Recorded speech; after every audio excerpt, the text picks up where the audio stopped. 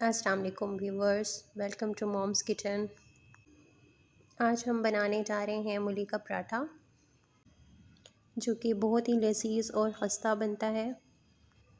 Mostly जब भी हम कभी मूली का पराठा बनाते हैं तो उसके अंदर खारा सा टेस्ट आता है, लेकिन अगर आप इस रेसिपी को फॉलो करेंगे तो इंशाल्लाह आपका जो मूली का पराठा है वो बिल्कुल भी खारा नहीं बनेगा। तो अब हम रेसिपी को स्टार्ट करते हैं। बिस्मिल्लाहिर्रहमानिर्रहीम। मैंने यहाँ पर 1 किलो मूली ले ली है और उसको अच्छे तरीके से क्रश कर लिया है। उसके बाद हम इस क्रश मूली को किसी पतीले के अंदर डालकर इसके अंदर अजवाइन, सफ़ेद ज़ीरा और साबुत धनिया शामिल कर लेंगे। उसके साथ ही हम इसके अंदर एक टमाटर शामिल कर लेंगे, बिल्कुल बारीक सा कटा हुआ। और साथ ही हम इसके अंदर बारीक कटी हुई सब्ज़ मिर्च शामिल कर लेंगे। अब हम इसके अंदर नमक ऐड कर लेंगे। नमक आप अपने टेस्ट के अकॉर्डिंगली यूज़ कीजिएगा।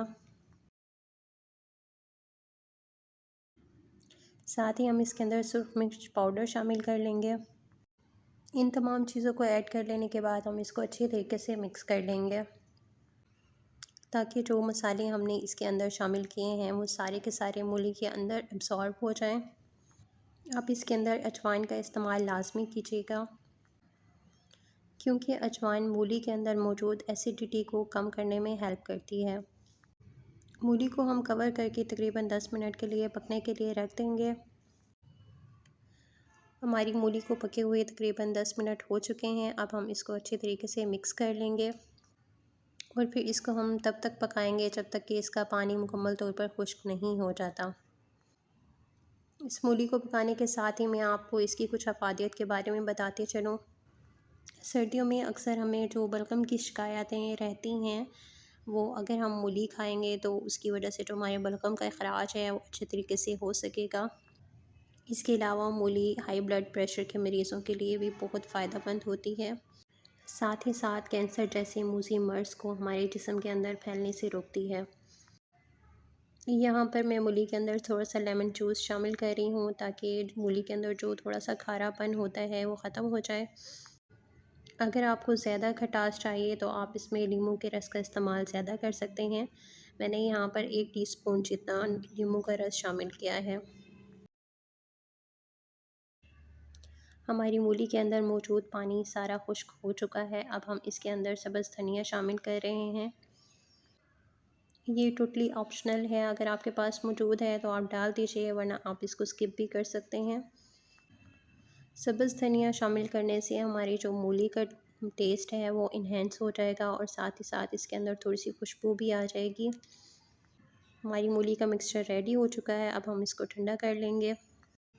इसी दौरान हम पराठों के लिए पेड़ों को रेडी कर लेते हैं, जिसके लिए मैंने नॉर्मल गंदम का आटा इस्तेमाल किया है। अगर आप चाहें तो मैदे का इस्तेमाल भी कर सकते हैं। मैंने यहाँ पर एक पेड़ा ले लिया है और इसको 2 हिस्सों में डिवाइड कर लिया है। उसके बाद फिर मैंने इसको अच्छे तरीके से स्प्रेड कर लिया है। अब हम इसके ऊपर थोड़ा सा घी लगा लेंगे और फिर उसके बाद हम इसको अच्छे तरीके से फ़ोल्ड कर लेंगे। आटे को फ़ोल्ड कर लेने के बाद हम इसको थोड़ा सा स्ट्रेच करेंगे, ताकि हमारी पतला सा डो रेडी हो जाए। आटे को हमने इसी तरह से रोल करते हुए स्ट्रेच करना है और साथ ही साथ उसके बाद हमने इसका एक गोल सा पेड़ा बना लेना है, बिल्कुल इसी तरह से।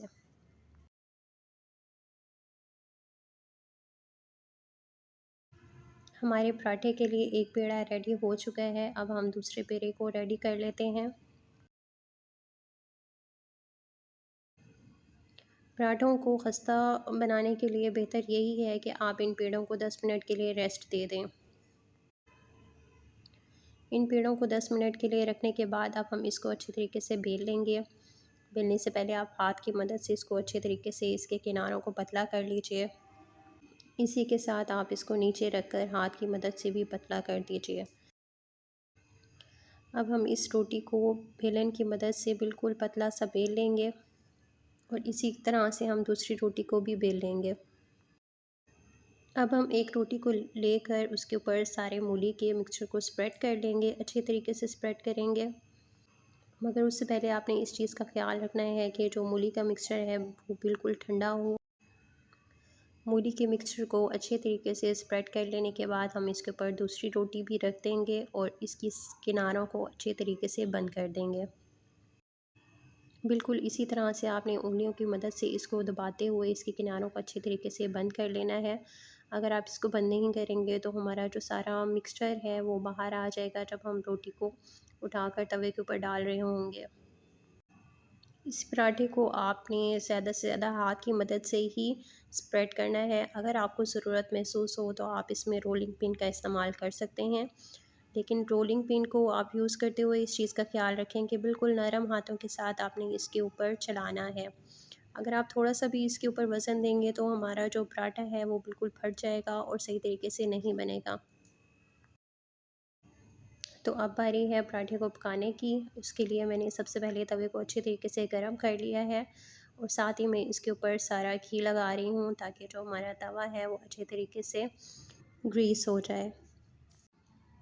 तो अब हम तवे के ऊपर अपनी मूली के पराठे को फैला लेंगे और साथ ही साथ इसके किनारों को भी दोबारा से अच्छे तरीके से प्रेस कर लेंगे। उसके बाद हम इस पराठे के ऊपर अच्छे तरीके से घी लगा लेंगे। घी आप जितना ज़्यादा इस्तेमाल करेंगे उतना ही आपका पराठा क्रिस्पी बनेगा। पराठे को आपने तब तक पकाते रहना है जब तक कि हमारे पराठे की दोनों साइड्स लाइट ब्राउन नहीं हो जाते। आपने इसी तरह से पराठे को हिलाते हुए सेकना है ताकि हमारी जो सारी साइड्स हैं वो अच्छे तरीके से ब्राउन हो सकें और सही तरीके से पक सकें। पराठे को बनाते वक्त आपने इस चीज़ का लाजमी ख्याल रखना है कि आपका जो तवा है वो अच्छे तरीके से गर्म होना चाहिए। अगर आपका तवा सही तरीके से गर्म नहीं होगा तो हमारा जो पराठा है वो चिपक जाएगा और फिर उसको टर्न करते वक्त हमें काफ़ी प्रॉब्लम होगा। हमारे पराठे की एक साइड अल्हम्दुलिल्लाह से बिल्कुल रेडी हो चुकी है और उसका कलर भी बहुत ज़बरदस्त आ चुका है। अब हम दूसरी साइड को भी इसी तरह से हिलाते हुए बना लेंगे। माशाल्लाह से दूसरी साइड भी अच्छे तरीके से रेडी हो चुकी है।